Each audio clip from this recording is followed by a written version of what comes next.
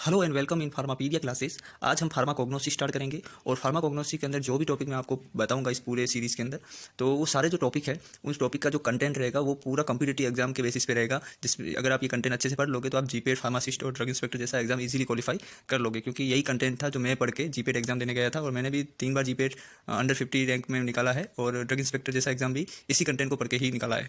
तो आज हम पहला जो लेक्चर पढ़ेंगे उस लेक्चर का नाम है जनरल फार्माकोग्नोसी। इसका पार्ट फर्स्ट पढ़ेंगे क्योंकि ये जो टॉपिक थोड़ा बड़ा है, तो दो पार्ट में वीडियो आएगा पूरा। और इसके अंदर हम बेसिक चीज़ें पढ़ेंगे, फार्माकोग्नोसी क्या होती है और इसमें क्या क्या चीज़ें अपने को बेसिक पता होनी चाहिए, तभी जाके हम आगे वाले जो टॉपिक है वो अच्छे से समझ पाएंगे। सबसे पहले हम जानेंगे कि फार्माकोग्नोसी होता क्या है। तो फार्माकोग्नोसी भी क्या है, फार्मेसी का एक सब्जेक्ट है। इसके अंदर हम स्टडी करते हैं ऐसे प्लांट की या फिर ऐसे नेचुरल सब्सटेंस की जिनका यूज़ किया जाता है एज ए ड्रग के रूप में या फिर एज ए मेडिसिन के रूप में उनका यूज़ रहता है, उनकी एप्लीकेशंस रहती है। अमेरिकन सोसाइटी ऑफ फार्माकोग्नोसी के अकॉर्डिंग क्या है कि फार्माकोग्नोसी के अंदर हम स्टडी करते हैं फिजिकल, केमिकल, बायोकेमिकल और biological property of any drug की या एनी नेचुरल ड्रग या नेचुरल सब्सटेंस की। ये है क्या है, फार्माकोग्नोसी की डेफिनेशन है। और ये डेफिनेशन कभी कोई पूछता नहीं है कॉम्पिटिटिव एग्जाम में। जस्ट बेसिक आपको पता होना चाहिए कि फार्माकोलॉजी में क्या पढ़ते हैं, फार्माकोग्नोसी में क्या पढ़ते हैं, फार्मास्यूटिकल एनालिसिस में क्या पढ़ते हैं, ये एटलीस्ट ऊपर से आपको पता होना चाहिए। अब ये जो सिलेबस है जो मैंने पूरा डिज़ाइन किया है कि किस तरह से हमें कौन कौन से टॉपिक कैसे पढ़ने हैं, तो हम जैसे कि लेक्चर पहला पढ़ रहे हैं जनरल फार्माकोग्नोसी, बहुत ही ज़्यादा इंपॉर्टेंट है और बहुत ही छोटे छोटे से क्वेश्चन, इजी क्वेश्चन सारे जनरल फार्माकोग्नोसी से ही आते हैं। इसके बाद है वो कार्बोहाइड्रेट। तो कार्बोहाइड्रेट के बारे में अच्छे से पढ़ेंगे, सारे इसके टेस्ट वगैरह पढ़ेंगे। फिर ग्लाइकोसाइड बहुत ही ज़्यादा इंपॉर्टेंट है और एल्कोलॉइड्स। ये जो 4 टॉपिक है ये बहुत ही ज़्यादा इंपॉर्टेंट है क्योंकि 70% जितने भी क्वेश्चन आते हैं इन चारों टॉपिक के अंदर से आते हैं। इसके बाद लिपिड्स है, प्रोटीन है, टर्बीन्स है, एंजाइम है, स्टीरॉइड है, विटामिन है, रेजिन है, टैनिन, इन सब के छोटे छोटे लेक्चर रहेंगे और ये बहुत ही ईजी रहते हैं पढ़ने में। 2-3 बार आप अगर याद कर लोगे तो ईजिली आपको याद हो जाएंगे ये सारे। और फिर एग्जाम के दिन 2 दिन 3 दिन पहले अगर पढ़ के जाओगे तो सारी चीज़ें आपको टिप्स पे याद हो जाएगी। तो हम इस तरह से पढ़ेंगे। सबसे पहले जनरल फार्माकोग्नोसी के 2 लेक्चर आएंगे, मेरे 2 वीडियो आएंगे। फिर कार्बोहाइड्रेट, ग्लाइकोसाइड और एल्कोलॉइड, इसको अच्छे से पढ़ेंगे। बाकी सारे टॉपिक में जो इंपॉर्टेंट चीज़ें हैं इनको समझने की कोशिश करेंगे। सबसे पहले हम जनरल फार्माकोग्नोसी के अंदर प्लांट सेल के बारे में पढ़ेंगे। तो आपने पढ़ा होगा कि जितने भी लिविंग ऑर्गेनिज्म है उनकी जो स्मॉल यूनिट रहती है बॉडी की वो रहती है सेल। इसी तरह नॉन लिविंग के अंदर एटम स्मॉल यूनिट रहती है।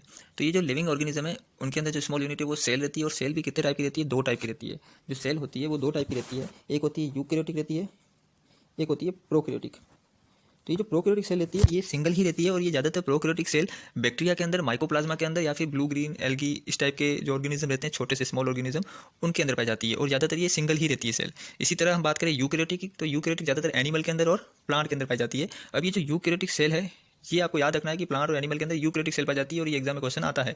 इसको याद करने के लिए आप ऐसे याद कर सकते हो जैसे ह्यूमन जो लोग हैं यूके के रहने वाले हैं, तो यूके में यूकैरियोटिक सेल वाले ह्यूमन लोग, इस तरह से मैंने याद करके रखा था, अभी तो वैसे भी याद है।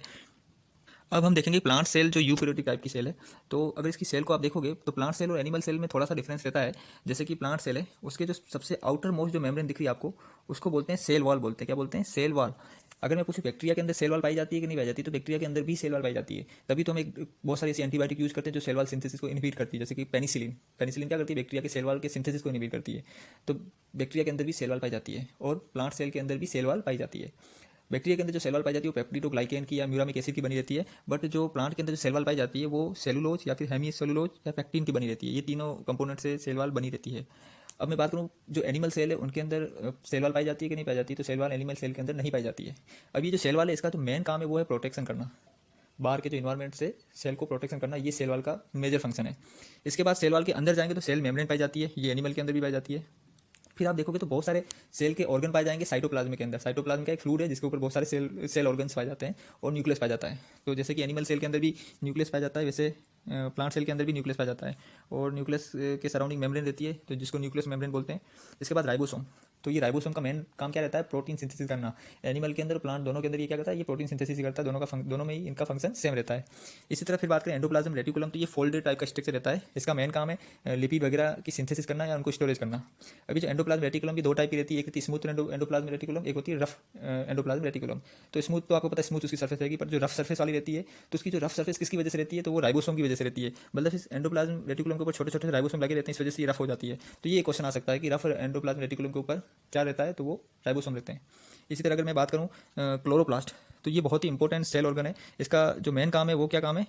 फोटोसिंथेसिस करना। फोटोसिंथेसिस के थ्रू ही प्लांट सेल क्या करती है? फूड बनाती है। तो इसका मेन काम है फोटोसिंथेसिस करना, जो ये लाइट एनर्जी है उसका कन्वर्जन करती है एज ए फूड में। तो ये जो क्लोरोप्लास्ट है इसके अंदर एक पिगमेंट पाया जाता है जिसको बोलते हैं क्लोरोफिल। तो ये सब आपने 11-12 में पढ़ा होगा, अभी बस मैं आपको रिकॉल करा रहा हूँ। बट आजकल एग्जाम में क्वेश्चन क्या आता है, तो उसके आजकल एग्जाम में ये क्वेश्चन आता है कि ये क्लोरोप्लास्ट जो पिगमेंट है इसके अंदर एक मेटल पाया जाता है। वो मेटल कौन सा है? तो वो मेटल आपका Mg पाया जाता है, मैग्नीशियम पाया जाता है। अभी जो मैग्नीशियम है ये मैग्नीशियम 4 बॉन्ड बनाता है। तो ये 4 बॉन्ड किसके साथ बनाता है? तो ये पायरोल के साथ बना था। ये पायरोल 5 मेंबर की रिंग है, मैं यहाँ पे बना के बताता हूँ। ये पायरोल है 5 मेंबर की रिंग, ये 4 रिंग मैग्नीशियम से अटैच रहती है। तो ये आपको याद रखना है कि क्लोरोप्लास्ट के अंदर कौन सा पिगमेंट पाया जाता है, तो मैग्नीज पाया जाता है, जिसके ऊपर 4 रिंग रहती है, वो कौन सी रहती है, पायरोल की रिंग रहती है। सेम ऐसा क्वेश्चन आता है कि आरबीसी के अंदर जो आयरन पाया जाता है Fe, तो उस Fe पे भी 4 रिंग पायरोल की लगी रहती है। तो ये दोनों मेटल आपको याद रखना है, आरबीसी के अंदर Fe पाया जाता है और क्लोरोप्लास्ट के अंदर Mg पाया जाता है। और ये क्लोरोप्लास्ट वाले मेटल का तो क्वेश्चन फार्मासिस्ट के एग्जाम में आया हुआ है। इसके बाद जो इंपॉर्टेंट ऑर्गन है वो है वैक्यूल्स। ये जो वैक्यूल्स इतना सबसे बड़ा जो सेल ऑर्गन है प्लांट का वो यही है। इसका मेन काम है होल्ड करना या फिर स्टोरेज करना फूड को, वाटर को, साल्ट, प्रोटीन, कार्बोहाइड्रेट, इन सब का क्या करता है, स्टोरेज करके रखता है। और ये जैसे सेल को जब रिक्वायरमेंट रहती है इन फूड की, इन प्रोटीन, इन साल्ट की, तो ये सप्लाई करता है। तो मेन इसका यही फंक्शन है। और भी बहुत सारे छोटे छोटे ऑर्गन है, ल्यूकोप्लास्ट है, और भी काफ़ी सारे ऑर्गन दिखे आपको, ग्लोजी कॉम्प्लेक्स है। तो ये सब चीज़ें हमने ऑलरेडी पढ़ चुके हैं अपने प्रीवियस क्लास में, तो हम सबको डिटेल में नहीं पढ़ेंगे, बस आपको आइडिया रहना चाहिए प्लांट सेल के अंदर क्या क्या चीज़ें रहती है। जैसे कि ये प्लांट सेल यूकैरियोटिक पाई जाती है, सेल वाल पाया जाता है प्लांट सेल के अंदर, ये सब चीज़ें आपको पता होनी चाहिए। सेल के बारे में पढ़ा, प्लांट की सेल के कौन कौन से सेल ऑर्गन रहते हैं उन सब के बारे में देखा। अब हम पढ़ेंगे प्लांट के टिश्यू के बारे में। तो प्लांट सेल के ऊपर क्वेश्चन आने की प्रोबेबिलिटी बहुत कम रहती है, बट प्लांट टिश्यू के ऊपर क्वेश्चन बहुत बार आते हैं एग्जाम में, तो बहुत ईजी है, हम सुपरफिशियल ऊपर ऊपर से देखेंगे। तो ये जो प्लांट टिश्यू होते हैं ना, ये टिश्यू कैसे बनते हैं, जैसे नंबर ऑफ सेल एक साथ मिल जाती है, फिर वो प्लांट का टिश्यू बनाती है। फिर ये टिश्यू जब मिल जाते हैं तो क्या बनाते हैं, ऑर्गन्स बनाते हैं। जैसे प्लांट का ऑर्गन लीफ है, स्टेम है, रूट है, ये क्या प्लांट के ऑर्गन्स है। तो इसी तरह बहुत सारी सेल मिलकर टिश्यू बनाती है, टिश्यू मिलकर क्या बनाते हैं, ऑर्गन।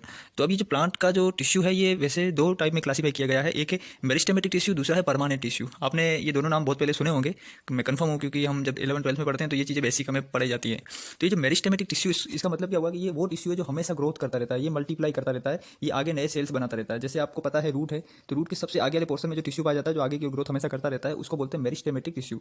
और दूसरा जो टिश्यू है वो है परमानेंट टिश्यू। तो परमानेंट टिश्यू क्या है कि एक बार जब बन जाता है फिर कभी दोबारा ग्रोथ नहीं करता है, बस वो असिस्टेंट रहता है, तो इसीलिए इसको बोलते हैं परमानेंट टिश्यू, मतलब ये हमेशा एक जैसा बना ही रहेगा, तो इसको बोलते हैं परमानेंट टिश्यू।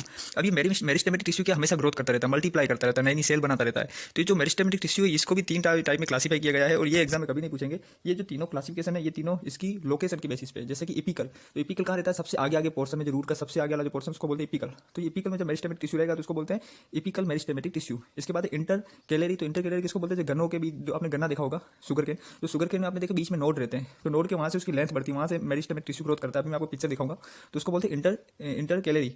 फिर लेटरल, तो लेटरल आपने पिथ में देखा होगा कि जब प्लांट छोटा होता है तो उसका पिथ इतना रहता है, फिर थोड़े दिन बाद ये पिथ बड़ा हो जाता है, फिर पिथ और भी ज़्यादा बड़ा हो जाता है। जैसा भी मैं इसका डायग्राम दिखाता हूँ आपको, आप इस डायग्राम से देख सकते हो, जैसे कि ये एपिकल है, मतलब सबसे आगे वाला टिश्यू है, रूट के आगे वाला, उसको बोलते हैं मेरिस्टेमेटिक एपिकल टिश्यू, तो एपिकल मेरिस्टेमेट है। दूसरा मैंने आपको बताया इंटर कैलरी बताया था, जो कहाँ रहता है, जो अपना शुगर केन है, शुगर केन के जो नोड्स रहते हैं वहाँ पे ये टिश्यू रहता है, यहाँ पे शुगर केन की लेंथ बढ़ाता रहता है ये टिश्यू, तो इसीलिए इसको क्या बोलते हैं, इंटर कैलरी मेरिस्टेमेटिक टिश्यू। इसी तरह देखो पिथ जो होता है प्लांट का, जो विड्थ बोलते हैं, वो पहले छोटा रहता है फिर वो बड़ा होता है, जैसे प्लांट की एज बढ़ती है तो वैसे उसका साइज भी बढ़ता रहता है, थिक होता रहता है। तो ये यहाँ क्या बीच में भी यहाँ छोटे छोटे मेरिस्टेमेटिक टिश्यू रहते हैं, वो उसकी वजह से इसकी विड्थ बढ़ती है। तो ये आपको मेरिस्टेमेटिक टिश्यू के बारे में अच्छे से पता चल गया। दूसरा जो टिश्यू है उसका नाम है परमानेंट टिश्यू। तो ये जो परमानेंट टिश्यू है, ये जो एक बार ग्रोथ कर लेता है उसके बाद दोबारा मल्टीप्लाई नहीं करता है, तो ये 2 टाइप के रहते हैं, एक रहता है सिंपल, दूसरा रहता है कॉम्प्लेक्स।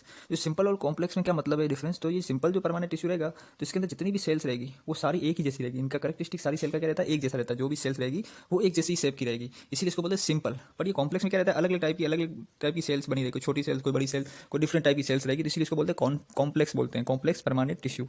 अभी जो सिंपल परमानेंट टिश्यू इसके अंदर 4 आते हैं, जैसे कि एपिडर्मिस है, पेरेन्काइमा, कोलेनकाइमा, स्क्लेरेन्काइमा, इन चारों के बारे में अच्छे से पढ़ेंगे, एग्जाम में बहुत क्वेश्चन आता है। इसी तरह जो कॉम्प्लेक्स है, कॉम्प्लेक्स में जाइलम है और फ्लोएम है। जाइलम आपको पता है कि वाटर का कंडक्शन करती है, ये रूट से वाटर को लीफ तक लेके जाती है, और ये जो फ्लोएम है, तो फ्लोएम क्या करती है, ये लीफ से फूड को रूट तक लेके जाती है, और ये क्या कॉम्प्लेक्स है। तो ये जो जाइलम फ्लोएम बहुत सारी सेल से मिलकर बने रहते हैं, बहुत सारी सेल मतलब डिफरेंट टाइप की सेल्स से मिलकर बने हुए होते हैं, जैसे आपने सीव ट्यूब वगैरह से पढ़ा होगा, या अभी मैं आगे आपको बताऊंगा। पर ये सिंपल जो परमानेंट टिश्यू एक ही टाइप के सेल के बने रहते हैं। तो इन चारों के नाम याद रखना, एपिडर्मिस, पेरेन्काइमा, कोलेनकाइमा और स्क्लेरेन्काइमा। तो ये सिंपल परमानेंट टिश्यू और कॉम्प्लेक्स में क्या डिफरेंस है ये मैं आपको बता चुका हूँ। जैसे सिंपल, सभी सिंपल में एक ही जैसी सेल पाई रहती है, एक ही टाइप की सेल रहती है, इसलिए इसको सिंपल बोला जाता है। पर जब बात करते हैं कॉम्प्लेक्स की बात करते हैं, उसमें देखो ये सेल डिफरेंट है, ये येलो वाली सेल डिफरेंट है, ये सेल डिफरेंट है, इसीलिए क्या ये कॉम्प्लेक्स है। और ये जो आपको सिंपल परमानेंट टिश्यू, इसका जो फंक्शन रहता है वो भी बड़ा सिंपल ही फंक्शन रहता है, जैसे कि प्रोटेक्शन करना, फूड को स्टोर करना, तो रिजिडिटी प्रोवाइड करना प्लांट को, तो ये इस टाइप के फंक्शंस रहते हैं किसके, सिंपल परमानेंट टिश्यू के। पर ये जो कॉम्प्लेक्स रहते हैं इसके फंक्शन भी थोड़े मॉडिफाई रहते हैं, जैसे कि वाटर का कंडक्शन करना, वाटर को एक जगह से दूसरी जगह लेके जाना, मतलब ट्रांसपोर्टेशन करना, फूड का ट्रांसपोर्टेशन करना, वो जो फ्लोएम करती है। तो आपको बेसिक डिफरेंस आना चाहिए कि सिंपल और परमानेंट डिफरेंस क्या है। इस स्लाइड के अंदर आपको अच्छे से पता चलेगा, जैसे कि ये सिंपल परमानेंट टिश्यू है, तो इसमें जो सारी सेल देखो, इस पेरेन्काइमा में एक जैसी ही सेल है, इसी तरह कोलेनकाइमा में भी क्या है, एक जैसी ही सेल है, और स्क्लेरेन्काइमा में भी क्या है, सारी सेल एक ही जैसी है। बट अगर आप देखोगे कॉम्प्लेक्स के अंदर, तो देखो ये कॉम्प्लेक्स दिख रहा है, यहाँ पे सेल अलग, यहाँ पे अलग, यहाँ पे अलग, यहाँ पे अलग, तो डिफरेंट टाइप की सेल मिलकर कॉम्प्लेक्स टिश्यू बनाती है, इसीलिए इसको कॉम्प्लेक्स बोलते हैं। तो अभी हमने क्या पढ़ा, प्लांट टिश्यू के बारे में पढ़ा, उसमें हमने मेरिस्टेमेटिक और परमानेंट टिश्यू के बारे में पढ़ा। मेरिस्टेमेटिक के 3 टाइप है, आप कभी भी इसको याद मत रखना, आपको इतना पता होना चाहिए मेरिस्टेमेटिक टिश्यू किसको बोलते हैं, जो मल्टीप्लाई करते हैं। फिर हमने देखा परमानेंट टिश्यू, इसके अंदर सिंपल और कॉम्प्लेक्स में बीच में मेजर डिफरेंस क्या है वो मैंने अभी आपको बताया। इसके बाद अभी हम जो पढ़ेंगे वो पढ़ेंगे एपिडर्मिस के बारे में, पेरेन्काइमा के बारे में, कोलेनकाइमा, स्केलेनकाइमा, फ्लोएम और जाइलम के बारे में पढ़ेंगे। तो ये बहुत ही छोटे छोटे तरीके से हम पढ़ेंगे और वो सारा जो पढ़ेंगे वो एग्जाम के बेसिस पे ही पढ़ेंगे, जो एग्जाम में पूछा जाता है, हम एक्स्ट्रा कुछ भी नहीं पढ़ने वाले हैं। सबसे पहले मैं सिंपल परमानेंट टिश्यू में एपिडर्मिस है उसके बारे में मैं आपको बताऊंगा। तो देखो एपिडर्मिस नाम से पता चल रहा है जो सबसे आउटर मोस्ट लेयर रहती है, ज़्यादातर प्रोटेक्शन का इसका काम रहता है, उसी को हम क्या बोलते हैं, एपिडर्मिस लेयर बोलते हैं। और मेजरली ये करती क्या है, ये एक बाउंड्री फॉर्म करती है प्लांट में, बाहर के इन्वायरमेंट और अंदर के इन्वायरमेंट बीच में एक बाउंड्री की तरह ये लेयर खड़ी रहती है, ये प्रोटेक्शन करती रहती है। जैसे आपको पता है कि जो प्लांट होते हैं इनके अंदर भी वायरस और बैक्टीरिया के इन्फेक्शन हो जाते हैं। तो प्लांट में आपने कई बार देखा होगा फंगस इन्फेक्शन हो जाने की वजह से लीफ के ऊपर हल्की हल्की सी आपको कुछ स्पेस पे कुछ दिखने लग जाएंगे, धब्बे दिखने लग जाएंगे, तो वो सब बैक्टीरिया की वजह से होता है, फंगस की वजह से होता है। तो वो लोग डायरेक्ट प्लांट को अटैक ना कर पाए, इसीलिए एपिडर्मिस क्या होती है, एक बीच में बाउंड्री की तरह खड़ी रहती है। दूसरा जो इसका रोल लेता है, वाटर लॉस होता है प्लांट में, जो गर्मियों के दिनों में ज़्यादा वाटर लॉस होता है, तब भी एपिडर्मिस क्या करती है, प्रोटेक्शन का काम करती है। और इसका और भी काम है, जैसे ऑक्सीजन का एक्सचेंज करना हो या फिर सिक्रेशन करना हो, मेटाबॉलिक कंपाउंड को बनाना हो, उसका सिक्रेशन करना हो, तो ये सब इसके फंक्शन है। ये फंक्शन भी आपसे नहीं पूछा जाएगा, प्रोटेक्शन आप जरूर याद रखना कि प्रोटेक्शन करना इसका मेजर रोल लेता है।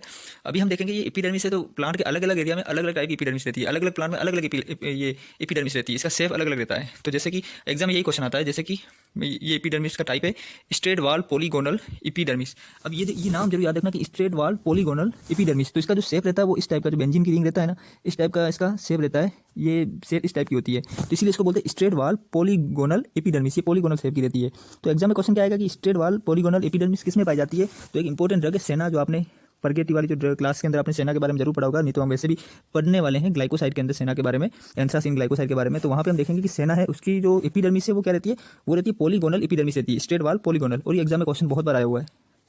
तो आप यहाँ डायग्राम्स में भी देख सकते हो, जैसे ये स्ट्रेट वाल पॉलीगोनल तो किस में पाई जाती है, सेना के अंदर। ये एग्जाम में क्वेश्चन आता है और ये जो क्वेश्चन करते हैं वही लोग टॉप करते हैं एग्जाम में। और दूसरी जो टाइप की एपिडर्मिस है वो स्ट्रेट वाल एपिडर्मिस। अब जैसे वो पॉलीगोनल थी, ये क्या स्ट्रेट वाल है, तो ये जो स्ट्रेट वाल पॉलीगोनल एपिडर्मिस है, तो ये क्या रहती है, इस टाइप की लेयर बनी रहती है नॉर्मली, तो इसको बोलते हैं स्ट्रेट वाल एपिडर्मिस बोलते हैं। तो यहाँ पे पॉलीगोनल नहीं है, यहाँ स्ट्रेट वाल है, तो ये इस नाम को याद रखना। तो ये किस में पाई जाती है, ये क्लो के अंदर पाई जाती है, तो इसको क्लो बोलते हैं।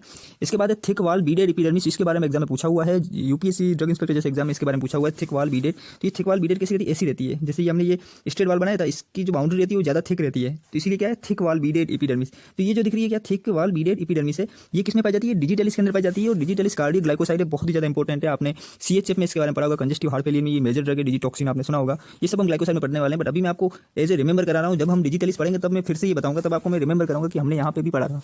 तो ये थिक वाल बीडेड एपिडर्मिस किस में पाई जाती है, तो ये पाई जाती है डिजिटलिस के अंदर। इसके बाद जो चौथा टाइप है एपिडर्मिस का वो है वेवी वाल एपिडर्मिस। अब ये जो वेवी मतलब क्या, वेव की तरह, ये इस टाइप की रहती है, वेव की तरह। अभी मैं इसका फोटो बता रहा हूँ आपको, ये इस टाइप की जो वेव की तरह जो एपिडर्मिस रहती है वो किस में पाई जाती है, हायोसाइमस के पास, हायोसाइमस के अंदर पाई जाती है। और ये जो हायोसाइमस है ये हम पढ़ेंगे एल्कोलॉइड के अंदर, आपने हायोसिन के बारे में पढ़ा होगा, हमने एंटीकोलिनर्जिक ड्रग के अंदर पढ़ा होगा इसके बारे में। तो ये जो हायोसिन है वो वहाँ पे ये सब पढ़ेंगे। तो उसमें कौन सी टाइप की पाई जाती है, वेवी वाल एपिडर्मिस। इसी तरह वेवी स्ट्रेट क्यूटिकल एपिडर्मिस, तो इसमें क्या रहता है, ये जो लेयर रहती है थोड़ी थिक रहती है, ये क्यूटिकल टाइप की रहती है।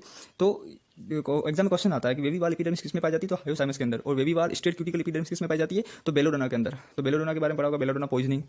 तो ये सब चीज़ें हमने पढ़ी हुई है, अब वैसे भी आगे पढ़ेंगे हम। तो आपने 5 टाइप की एपिडर्मिस देखी और इनके ऊपर एग्जाम आते हैं, एग्जाम में क्वेश्चन आते हैं, और मैंने आपको एग्जाम्पल भी बताएं। आप यहाँ पे देख सकते हो वेवी वाल एपिडर्मिस, ये नीचे आपको दिख रहा है, ये है वेवी वाल एपिडर्मिस। अब देखो हमने 4 टाइप की पढ़ी, पहली पढ़ी हमने स्ट्रेट वाल पॉलीगोनल जो सेना के अंदर पाई जाती है, जो पिछली स्लाइड में हमने देखा। फिर हमने स्ट्रेट वाल एपिडर्मिस पढ़ा, फिर थिक वाल बीडेड एपिडर्मिस, ये थिक वाल बीडेड एपिडर्मिस जरूर याद रखना, डिजिटलिस में पाया जाता है। फिर वेवी वाल पढ़ा, तो वेवी वाल किसके अंदर पढ़ा था हमने, वेवी वाल पढ़ा हमने हायोसाइमस के अंदर। फिर वेवी स्ट्रेट क्यूटिकल एपिडर्मिस वो पढ़ा हमने बेलोडोना के अंदर। ये आप 3 4 5 बार देखोगे तो आपको इस चीज़ अच्छे से याद हो जाएगी। मैंने डायग्राम भी इसीलिए डाले ताकि आपको थोड़ा याद रहे। तो फाइनली हमने क्या पढ़ा, हमने एपिडर्मिस के बारे में अच्छे से पढ़ा, मेरिस्टेमेटिक पढ़ लिया, अब हमने एपिडर्मिस के बारे में अच्छे से पढ़ा। अब हम पढ़ेंगे पेरेन्काइमा के बारे में पढ़ेंगे। तो पेरेन्काइमा क्या है, ये परमानेंट सिंपल टिश्यू है। और इसके बारे में जो सबसे ज़्यादा जो एग्जाम में पूछा जाता है तो वो है ये कि ये लिविंग टिश्यू है। ज़्यादातर परमानेंट जो टिश्यू रहते हैं वो डेड रहते हैं, बट कुछ जो टिश्यू है वो लिविंग रहते हैं, जैसे कि ये पेरेन्काइमा। तो पेरेन्काइमा का एक लिविंग टिश्यू है और इसका जो मेन काम क्या रहता है, तो ये मेजरली क्या करता है, स्टोरेज करता है फूड का, वाटर का। ये फूड वाटर का स्टोरेज करता है। दूसरा इसका काम रहता है कनेक्टिविटी प्रोवाइड करना, एक टिश्यू से दूसरे टिश्यू के बीच में जो कनेक्टिविटी प्रोवाइड करने का काम रहता है पेरेन्काइमा का ही रहता है। तो आपको पेरेन्काइमा के बारे में एक मेजर चीज़ याद रखना है कि एक लिविंग टिश्यू, इसका मेन काम है स्टोरेज करना। इसके बाद इसका और भी करेक्टरिस्टिक जो मैंने यहाँ पे लिखे हैं, वैसे इसका कोई भी इंपॉर्टेंस, इतना इंपॉर्टेंस नहीं है जो आपको रटना पड़े, ये सब रटना नहीं है आपको, सिर्फ याद रखना है कि पेरेन्काइमा तो ये क्या एक लिविंग टिश्यू है। तो इसको मैंने कैसे याद रखा, जैसे पेरेन्काइमा पर जिंदा है ऐसा कुछ मैंने ट्रिक बनाई थी, पेरेन्काइमा फिर भी जिंदा है ऐसा कुछ मैंने ट्रिक बनाई थी। तो ऐसे याद रख सकते हो कि पेरेन्काइमा एक लिविंग टिश्यू है। अब दूसरा है वो है कोलेनकाइमा है। तो कोलेनकाइमा भी क्या एक लिविंग टिश्यू है, और ये भी क्या पाया जाता है, ये जो पेरेन्काइमा है उनके सराउंडिंग ही ये टिश्यू पाया जाता है। इसका भी जो मेन जो काम रहता है वो क्या काम है, इसका आउटर मोस्ट लेयर प्रोवाइड करना प्लांट को और सपोर्ट करने का ही इसका मेजर काम रहता है। ज़्यादातर ये जो रूट है, स्टेम है, उसके जो आउटर मोस्ट जो आपने देखा होगा टिश्यू, वो टिश्यू पाया जाता है कोलेनकाइमा, और ये भी लिविंग है। इसका भी मेन काम है फूड वगैरह को स्टोर करके रखना और बल्क प्रोवाइड करना टिश्यू का। मोटा जो प्लांट बनता है जिसकी थिकनेस प्लांट की जो बढ़ती है वो कोलेनकाइमा की वजह से बनती है। ज़्यादातर ये ग्रीन टाइप का भी रहता है। अब इसके बाद जो नेक्स्ट जो टिश्यू है स्क्लेन काइमा, ये स्क्लेन काइमा है। तो ये नॉन लिविंग है, मतलब ये जिंदा टिश्यू नहीं रहता, ये डेड टिश्यू रहता है, और ये सबसे मोस्ट आउटर मोस्ट लेयर रहती है। इसका जो मेन काम है वो है रिजिडिटी प्रोवाइड करना, हार्डनेस प्रोवाइड करना। जो प्लांट जो हार्ड रहता है वो स्केलेन काइमा की वजह से रहता है। आपने देखा कुछ प्लांट इससे मजबूत रहते हैं काफ़ी सारे, और कुछ प्लांट क्या रहते हैं बड़े सॉफ्ट रहते हैं। तो ये मजबूती जो मिलती है वो स्केलेन काइमा उनके अंदर बहुत ज़्यादा पाया जाता है। अब ये जो हार्डनेस प्रोवाइड करता है स्केलेन काइमा, ये किसकी वजह से करता है, तो ये फाइबर की वजह से करता है। क्या करता है, ये फाइबर की वजह से ये क्या करता है, हार्डनेस प्रोवाइड करता है। और ये जो फाइबर जो प्लांट के अंदर रहते हैं वो फाइबर इजीली क्या होता है, लिग्निंग के साथ क्या हो जाता है, लिग्निफाइड हो जाते हैं, मतलब उसके ऊपर कलर आ जाता है मोस्ट ऑफ द सारे स्केलेन काइमा के अंदर। बट एक ऐसा प्लांट है जिसके फाइबर क्या रहते हैं, नॉन लिग्निफाइड रहते हैं, मतलब लिग्निंग इसके ऊपर कुछ कलर वलर नहीं कर पाएगा। तो ये नॉन लिग्निफाइड स्केलेन काइमा किसमें पाए जाते हैं, तो एक ड्रग उसका नाम है एपेड्रा। तो ये एग्जाम में क्वेश्चन आता है कि एपेड्रा के अंदर क्या पाया जाता है, स्केलेन काइमा के जो फाइबर रहते हैं वो क्या पाया जाते हैं, नॉन लिग्निफाइड पाए जाते हैं। तो ये आपको याद रखना है। और दूसरा क्वेश्चन ये आएगा कि ये जो स्केलेन काइमा के अंदर क्या क्या रहता है, तो फाइबर रहता है, दूसरा इसके अंदर रहता है स्टोन सेल रहती है। तो ये आपको याद रखना, स्टोन सेल इसके अंदर पाई जाती है, फाइबर पाया जाता है। और जो एपेड्रा एक ऐसी वेराइटी है, तो एपेड्रा के अंदर जो फाइबर होते हैं वो नॉन लिग्निफाइड पाए जाते हैं। वो हम वैसे एपेड्रा एल्कोलॉन में पढ़ने वाले ही हैं। तो फाइनली हमने टिश्यू के बारे में अच्छे से पढ़ा, प्लांट के सेल के बारे में अच्छे से पढ़ा। प्लांट के सेल के बारे में क्वेश्चन आने के चांसेस कम रहते हैं, बट आपको पता होना चाहिए कि प्लांट का सेल और एनिमल के सेल में क्या डिफरेंस पाया जाता है। और प्लांट के सेल के अंदर जैसे कि क्लोरोफिल है, तो क्लोरोफिल के अंदर एक मेटल पाया जाता है, वो मैग्नीज है, उसके चारों ओर 4 पायरोल रिंग लगी रहती है। ठीक है, तो ये सब चीज़ आपको पता होना चाहिए। अब वो जो पायरोल जो रिंग बनाती है 4, उसको शायद कोरिन रिंग सिस्टम बोलते हैं, वो भी आपको याद करना चाहिए।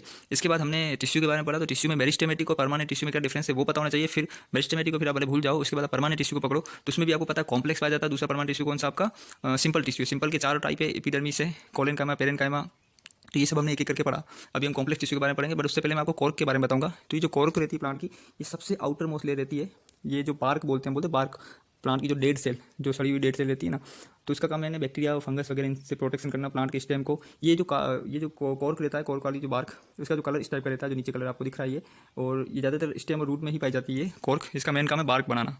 तो बस इतना ही आप याद रखो। अब हम कॉम्प्लेक्स परमानेंट टिश्यू के बारे में पढ़ेंगे। तो मैंने आपको सिंपल और कॉम्प्लेक्स के बीच में डिफरेंस ये बताया था कि सिंपल के अंदर जितनी भी सेल रहती है वो एक टाइप की सेल रहती है, बट जो कॉम्प्लेक्स परमानेंट टिश्यू के अंदर 2-3 टाइप की सेल रहती है। तो इसमें हमने जाइलम पढ़ा। तो जाइलम का फंक्शन क्या है, ये एग्जाम में बहुत बार पूछा गया है। तो जाइलम का जो मेन फंक्शन है वो वाटर को कंडक्ट करना। वाटर कहाँ से लेगा, वो तो रूट वाटर को पता है एब्जॉर्ब करती है, तो वाटर रूट से लीफ तक जाता है और अगेंस्ट द ग्रेविटी वाटर को लेके जाता है जाइलम।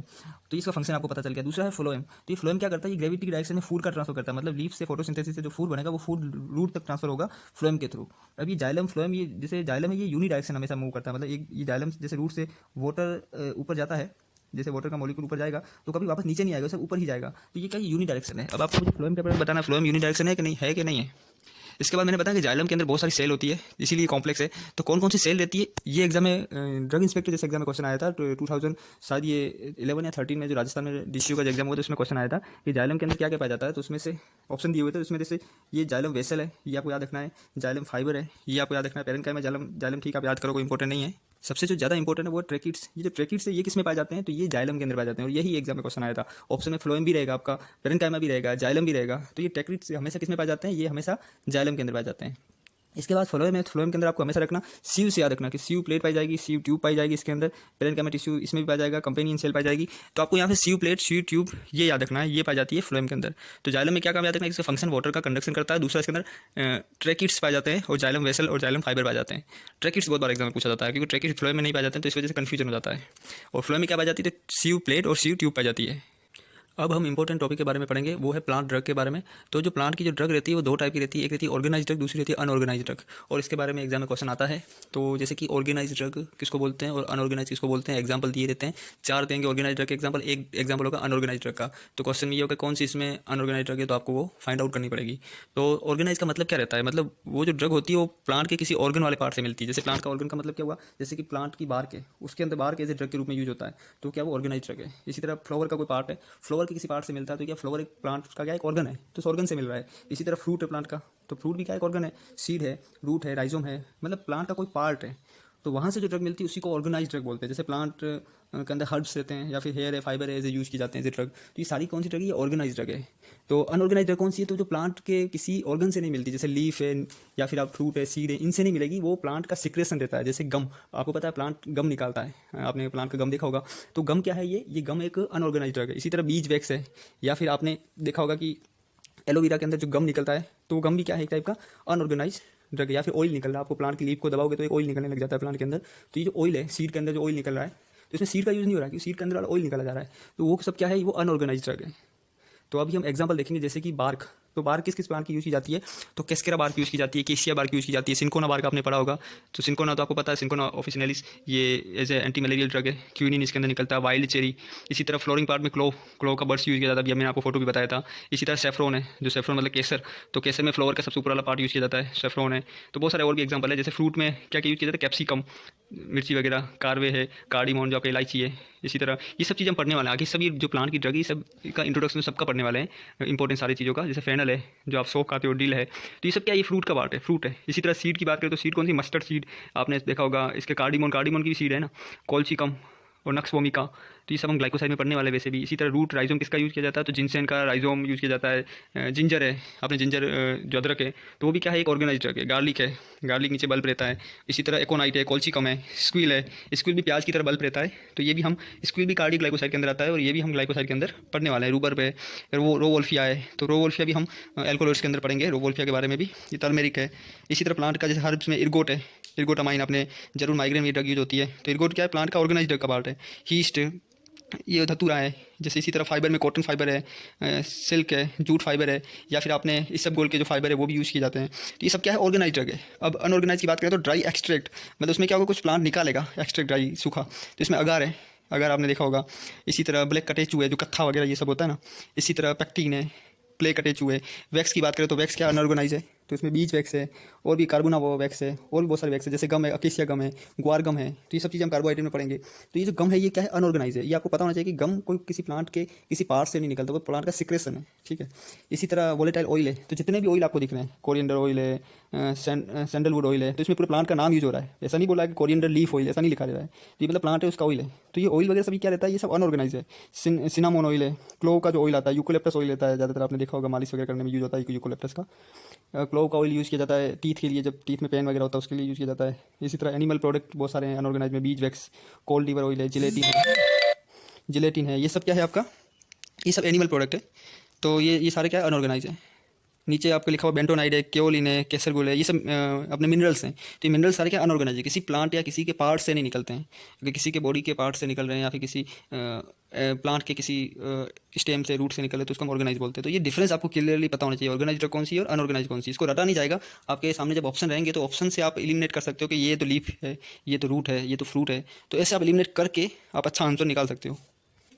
इसके बाद हम पढ़ेंगे फ्रूट के बारे में। तो आपने फ्रूट के बारे में सुना होगा, फ्रूट का एक और भी क्लासिफिकेशन है, वो मैं बाद में दिखाऊंगा। एक नॉर्मल जो सिंपल क्लासिफिकेशन है वो आपको पता होना चाहिए, जैसे कि ट्रू फ्रूट क्या है, फॉल्स फ्रूट क्या है, पार्थिनोकार्पिक फ्रूट क्या है, ये पता होना चाहिए। जैसे ट्रू फ्रूट, तो ट्रू फ्रूट का मतलब क्या हुआ कि जब प्लांट के अंदर फर्टिलाइजेशन होता है, आपने प्लांट के अंदर देखा होगा कि फ्लावर के अंदर पोलन ग्रेन वगैरह या प्लांट के ओवरी के अंदर जाते हैं, फिर जाके फर्टिलाइजेशन होता है, फिर जाके फ्रूट बनता है, उसको बोलते हैं ट्रू फ्रूट बोलते हैं। तो ट्रू फ्रूट आते हैं, इसमें टमेटो है, मैंगो है, ये सब है। फॉल्स फ्रूट में क्या है कि पूरा फर्टिलाइजेशन नहीं होता है, तो इसीलिए इसको क्या बोला जाता है? ये ओवरी से नहीं बनते ये सारे फ्रूट, इसीलिए इसको फॉल्स फ्रूट बोलते हैं। जैसे एप्पल एग्जाम्पल है, एप्पल बनता है थैलेमस से बनता है।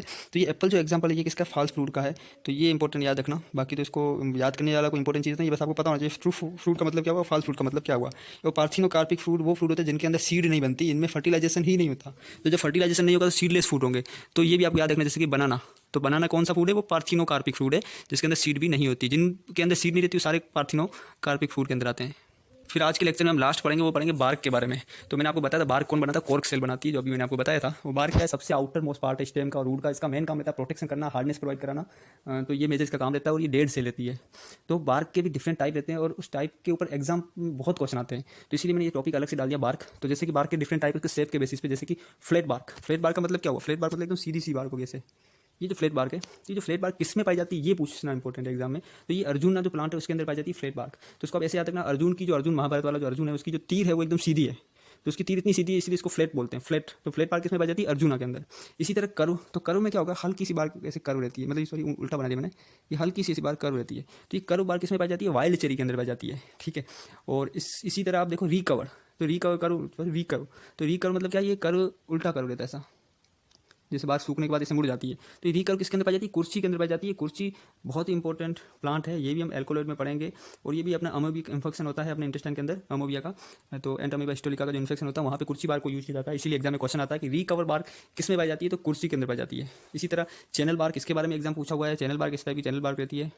ये जो चैनल बार रहती है ये किस में पाई जाती है? तो ये चैनल बार पाई जाती है आपके सिंकोना के अंदर। सिंकोना जो बार के वो कौन सी है? चैनल बार के। सिंकोना आपको पता है मलेरिया में बहुत ज़्यादा यूज किया जाता है। अशोका बार वो भी किसका एग्जाम्पल है? चैनल बार का है। इसके बाद है सिंगल क्विल। तो ये सिंगल क्विल कैसी रहती है? ऐसे टाइप का बार रहती है और कॉर्नर में से मुड़ी रहती है इसे। तो ये सिंगल क्विल बार के ये सिनामोन बार में पाई जाती है। आपने जावा सिनामोन के बारे में पढ़ा होगा, ये तो मैं वैसे बताने वाला हूँ। तो ये जो सिनामोन के अंदर कौन सी पाई जाती है? सिंगल क्विल बार पाई जाती है। इसके बाद डबल क्विल, तो डबल क्विल कैसी रहेगी कि इसी तरह दोनों साइड मुड़ी रहेगी, जैसे वो एक साइड मुड़ी, ये एक साइड मुड़ी है, तो ये कहाँ दोनों साइड से मुड़ी रहेगी लास्ट में, तो इसको रहते हैं डबल क्विल बार बोलते हैं। ये जावा सिनामोन के अंदर पाई जाती है। इसी तरह कंपाउंड क्विल बार किस में पाई जाती है? तो कंपाउंड क्विल क्या है? ह्यूमन मेड है, मतलब ये ह्यूमन मेड है, सच में ऐसी कोई बार होती नहीं है। जैसे ये क्विल बार किस तरह से मुड़ी हुई है, तो मैं क्या करता हूँ बहुत सारे क्विल बार इस तरह से मैं इसका क्या करता हूँ, इसकी पैकिंग करता हूँ, सारी एक साथ इसमें मुड़ जाती है, एक साथ अरेंज करके रखता हूँ ताकि स्पेस कम ले। तो इसीलिए इसको क्या बोलते हैं? कंपाउंड क्विल बार बोलते हैं। ये ह्यूमन मेड है, रियल में से कोई बार होती नहीं है। तो आपको फ्लैट बार अर्जुना के अंदर अर्जुन की तीर की तरह कवर किस में पाई जाती है? कर्व। वाइल्ड चेरी के अंदर रिकवर किस में पाई जाती है? कुर्सी के अंदर। चैनल बार पाई जाती है सिंकोना के अंदर, बहुत बार एग्जाम में पूछा हुआ है। कुर्सी वाला और ये सिंकोना वाला बहुत बार पूछा हुआ है। सिंगल क्विल सिनामोन के अंदर पाई जाती है, डबल क्विल जावा सिनामोन के अंदर पाई जाती है। तो 2 4 5 बार याद करोगे कन्फर्म याद हो जाएगा। तो आज हम क्या करेंगे, ये सिर्फ बार तक ही पढ़ेंगे और अपना नेक्स्ट जो लेक्चर आएगा जनरल फार्माकोग्नोसी का उसमें कंटिन्यू करेंगे। वो भी 20-25 मिनट का वीडियो होगा। उसमें भी इंपॉर्टेंट सारी मॉर्फोलॉजी क्या होती है प्लांट की, प्लांट में एडल्ट्रेशन कैसे चेक करते हैं, तो जितने भी आगे मेथड है वो सारे हम देखने वाले हैं। काफ़ी इंपॉर्टेंट है, बहुत बार एग्जाम में आता है। तो लेक्चर खत्म करते हैं। आप थैंक यू सो मच मेरा वीडियो देखने के लिए। मेरे चैनल को सब्सक्राइब करो, शेयर करो अपने फ्रेंड्स के साथ। ये बहुत ही ज़्यादा इंपॉर्टेंट कंटेंट है फार्माकोग्नोसी का। ज़्यादातर वीडियो मिलते नहीं है फार्माकोग्नोसी के ऊपर। और आप अगर मेरा वीडियो कंटिन्यूसली शेयर करोगे, लाइक करोगे, तो मैं भी अच्छा एफर्ट्स डालूंगा पढ़ाने में। Thank you so much.